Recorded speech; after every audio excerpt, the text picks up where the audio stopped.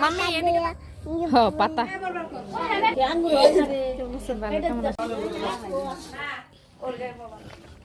লবণ দেখান লাগবে আমারে দিয়া।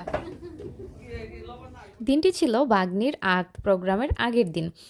যেহেতু বিয়ে পড়ানো হবে তাই সবাই সিদ্ধান্ত নিল যে আজকে যেহেতু বিয়ে, এই বিয়েটাই তো আসল, তাই আগের দিন সন্ধ্যায় তাকে হালকাভাবে সাজিয়ে গুজিয়ে ঘরোয়া পরিবেশে মেহেদি দেয়া হবে এবং হলুদ দেয়া হবে। মেহেন্দির অনুষ্ঠান আর কি একদম ঘরোয়া পরিবেশে।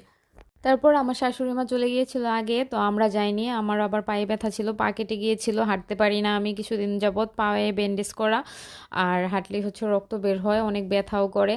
তো আমি যাব না বলেছিলাম, কিন্তু আমার মা ফোন দিয়ে একটু আগে বলেছে যে তো তোমার মেয়ে বলছে মেহেদি নিয়ে আসতে, গাছের মেহেদি নাকি দিবে হাতে বেটে। এখন তো আর না গিয়ে পারবো না, যেহেতু মেহেদি নিয়ে যাওয়ার কথা বলছে। তো খেয়াকে বললাম কিছু মেহেদি উঠাই নিয়ে, তো ওরা মেহেদি তুলে নিছে কিছু, এই যে মেহেদিগুলো নিয়ে এখন আমরা চলে যাবো ওই বাড়িতে। আর ওই যে বলছিলাম না যে তোমার মেয়ে বলছে মেহেদি নিতে, তো মেয়েটাকে আমার ননাসের যে ছেলের বউ, সে আবার আমার উকিল মেয়ে। আর আমার যে ননাস, সে আবার হচ্ছে আমার শ্বশুরের উকিল মেয়ে। মানে শাশুড়ি হচ্ছে আমার শ্বশুরের উকিল মেয়ে, আর ছেলের বউ হচ্ছে আমাদের উকিল মেয়ে।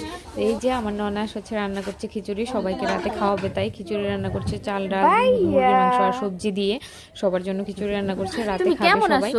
তো এই যে এটা হচ্ছে আমার নাতি, আমার যে মেয়ে ওর ছেলে আমার নাতি। আর এই যে মেয়ের ভাগ্নির যে বিয়ের শাড়ি গয়না সেগুলো সবকিছু আজকে সন্ধ্যায় পাঠিয়ে দেওয়া হয়েছে, সেটা সবাই দেখতেছিল যে কিরকম শাড়ি পাঠাইছে আর কি পাঠাইছে, এগুলো সবাই দেখতেছিল। তো এই যে মেহেদি বাটার পর্ব এখন শুরু হবে। তো সবাই বলতেছিল একজন মুরব্বিকে দিয়ে মেহেদি বাটানো হোক। তো আমার শাশুড়ি বলতেছিল আমি পারবো না, আমার শরীর ব্যথা। তো আমরা বললাম যে আপনি শুধু শুরু করে দেন একটু বাটা, তারপর অন্য কেউ বাটবে। তারপর আমার শাশুড়ি একটু বেটে দিয়েছে, তারপরে এখন এই যে আমার ভাগ্নির যেই খালাতো বোন কাজিন, ও হচ্ছে বাটছে এখন। তারপরে আরো একজন পর্যায়ক্রমে বাটবে।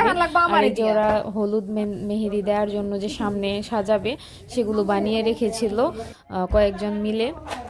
তো কালকে যে আগামীকাল যে অনুষ্ঠান হবে, সেই অনুষ্ঠানের জন্য কিন্তু এই যে রোস্টের মুরগি টুরগি সব কিছু রেডি করে রাখা হয়েছিল। এদিকে আপার খিচুড়ি রান্না করা শেষ একদম, তো শেষ পর্যায়ে খিচুড়ির রান্না হচ্ছে, আর ওইদিকে নারিকেল কোরানো হচ্ছে, পায়েস রান্না করবে।